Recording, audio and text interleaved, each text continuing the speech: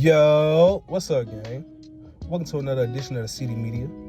Today, man, I got something light for y'all, man. We got a few clips to check out, man. Good conversations about these clips, man. The people in these clips, we're going to talk about their point of views, their philosophies, things like that. And, you know, we're going to have good conversations about it, good convo. I ain't going to hold y'all up too much. Like, comment, subscribe, all that good stuff right there. Definitely helps the channel. I appreciate it. We up to 34 subscribers right now, man. Let's keep grinding, man. Let's keep working, man, like always. Singles still out there, man. So if y'all want to tap into that, I definitely appreciate that as well. And I ain't going to say too much, man. Let's go. I'm getting ready to end a 20-year friendship, and I am ashamed to say at my big age, it is over a man. Huh? As a backstory, I had a friend who was having an event, so he sent a message to the group about the event. Now, the guy that I am interested in sent a message to the group stating that he was sick and would not be able to attend. Now, my friend, a female friend, knew that I was interested in this guy. I was just trying to fill out the situation and figure out how I was going to approach the situation. Well, they live pretty close together, so she decided that she was going to drop him off some food because he was sick. And so she did that. A few days later, he contacted her to thank her for the kind gesture and offered to repay her with dinner. Now, she contacted me to let me know everything that happened and and asked me how I felt about it. I told her that she was grown and she can do whatever she wanted to do. So she ended up saying yes and accepting the dinner invitation. And since then, they have kind of been dating and interested in one another and wanting to pursue that. I've been feeling some type of way about it, and I expressed that to her. She mentioned to me about my comments saying that she was grown and she can do whatever she wanted to do, but really I said that because I felt that if she was truly my friend, she would not accept an invitation for him. Stop it. Get some help. From him to go to dinner or anything else. So she doesn't understand why I'm upset and why I'm backing off of this friendship, and she's wondering why it's such a big deal. But I just can't move forward with our friendship knowing that she betrayed me in this type of way. But you could have showed that man a little bit more initiative, really showed that you was really wanting him, that you really wanted to start a relationship. You could have been the one cooking that meal and sending it to him, making him a little care package or something like that, but you didn't. She did. So obviously, she was the real stepper behind this. I really feel like you were hating the whole time because you didn't take the initiative to do what you should have been doing if you was really wanting him. But that's what a lot of people do, especially in this dating game. They kind of wait, sit on their motherfucking fingers and their hands, and if you really like somebody, they never go for the prize. They kind of just sit back and don't say nothing. And like they always say, like I've always heard how the saying goes, closed mouths don't get fed. And your friend was on it. You really just hating. And at the end of the day, a 20-year friendship over this one guy that whole time you might not have even had a chance with, because he might have found you like this way, or you might not have even liked them when you really got to know them. Who knows? But a 20-year relationship with friendship again, and you end it for this, I just feel like it's childish. Okay, so they tell us to choose better. Then when we say we want better and we're not going to do what we did before, now we're gold diggers. And now that we're gold diggers, we need to humble ourselves and make it work and build with a man. But then when we build with the man, y'all told us that we built with the wrong man. But we all had the same experience with men. But okay, you see why you can't listen to men? Are her parents brother and sister? Okay, some men. At this point, y'all, women, we have to just do what the heck we want to do. I'm not saying don't be with nobody, but I'm just saying don't listen to people when they tell you to lower your standards, that your standards are too high. Because when we had them low, y'all told us to choose better, and now that's what we doing. Okay. I ain't gonna lie, she was talking real slow, real, I don't know, out the box. But on to her topic, we tell women these things because, growing up, that's all women accepted. They always accepted, like the bad niggas, the crazy motherfuckers, the ones that always got in trouble and shit like that. They always accepted those type of guys. And, girls like that always end up trying to come mess with a good guy after they done been ran through feelings, been drugged through the mud. They probably got like 4 or 5 babies with all bad men, and now you want Prince Charming or the dude you probably ain't even looked twice at back in the day to come save you or come be with you while you got all this luggage here for him to, you feel me, carry and take the load. And it's like, no, that shit ain't fair. You should have been on the right path with a man earlier in your years, when you feel like when you was in your prime, when you was still looking good. That's not how this shit works. To me, you going backwards. Those standards you got now should have been the standards you had then. But now your standards now are just way out of the box considering what you bringing to the table. You bringing 4 kids, like I said, emotional problems, emotional trauma, baggage, all this extra shit to a man that probably, his worst days when he probably can't pay a bill, or like if he's sick. You bringing all this extra stuff, can't pay a bill, can't keep the lights on, you probably been getting abused all your relationships.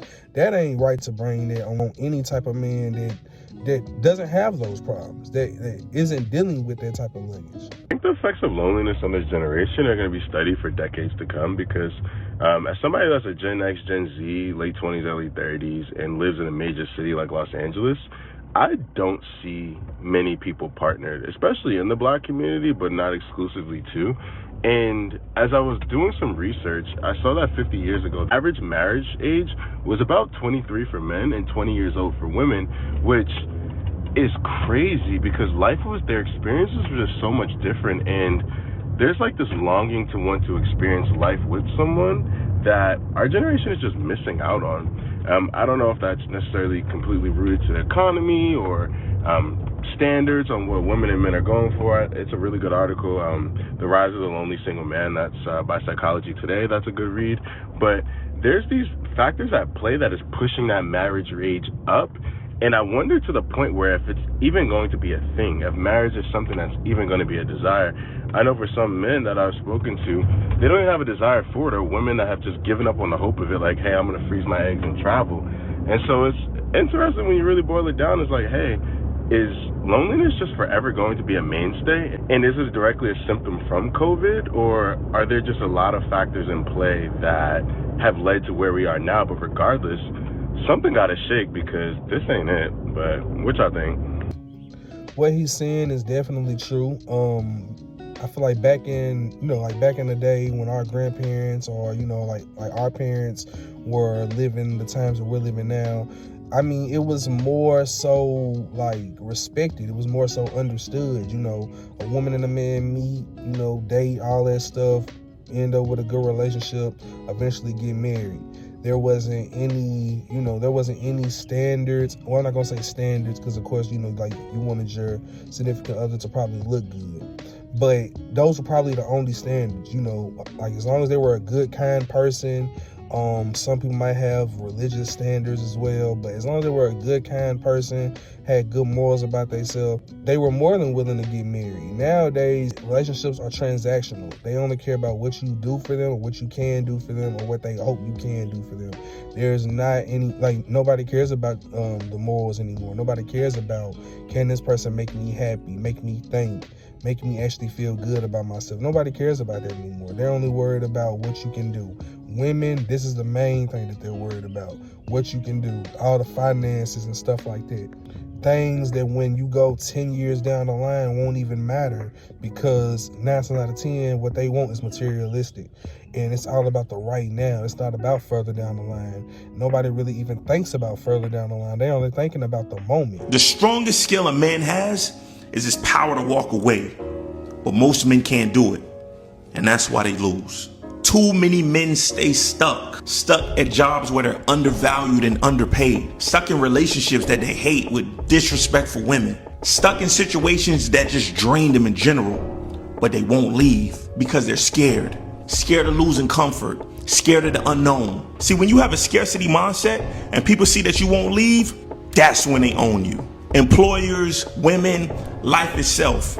Everything respects a man that can walk away, because walking away isn't a weakness, it's power. It tells the world, I don't chase, I choose, and I choose me. Always remember this, A man who's willing to walk away is a man who can never be controlled. Stay sharp, stay free, but most importantly, stay focused, kings.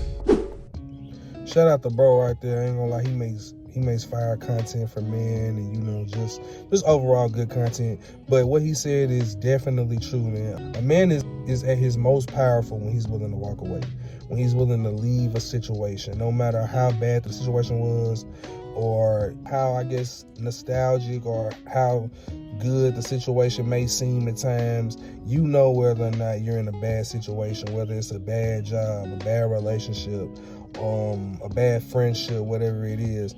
A man is at his most powerful when he's willing to walk away.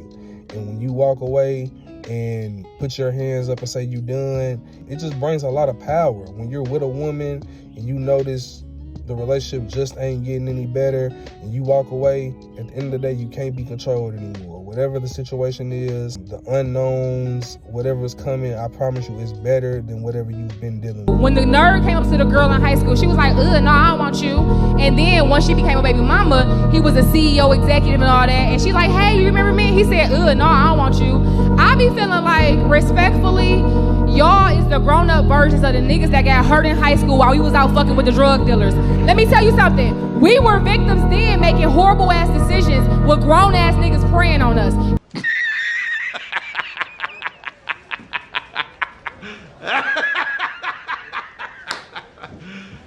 You serious? Y'all gotta let that shit go. Speaking to my guys, anytime that you find yourself in a situation where you dodged somebody that you thought was for you but really wasn't, that's God protecting you. It's about dodging these women that's giving 2-for-1 diseases.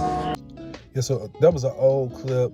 Yeah, like pretty much the woman in that video was pretty much trying to say all the guys that, I guess you could say, well, what she would like to say were lame back in high school, that were too focused on the books in school, should overlook the fact that the women that they might have wanted back in high school that got ran through by all the drug dealers or these grown men that she want to claim were victimized back in the day, should overlook all of that and take one of these, I guess you could say, what, used up rag doll ass women and make them a wife and give, like, you know, like pretty much invite them into the life that they could have had or should have had if they had their head on straight and were actually trying to mess with these type of men. Like, no, you're not a victim. She tried to play that victim card. You're a victim. Here we go, CSI. Trying to make it seem like that they were out here just getting victimized and stuff like that. No, you were making these choices. These are the choices you were making. Laid up with Tyrone, getting filled up like a donut, while he out here going to jail back and forth, scamming, leaving you alone, leaving you to be a single mom, while Malcolm's out here with a 7-figure bank account, with a huge business, a corporation he's running, and you think he's supposed to just, oh, well, just because we know each other and I liked you back then, I should settle for you now? Crazy as fuck.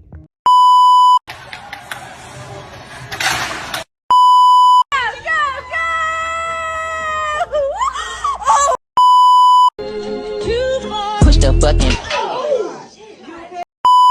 One of the greatest lessons I ever learned, and I'm about to share it with you. This will be worth the price of being here today if you can capture what I'm about to share with you. Here's what Mr. Shoaff said. Set a goal to become a millionaire. And he said, here's why. For what it will make of you to achieve it.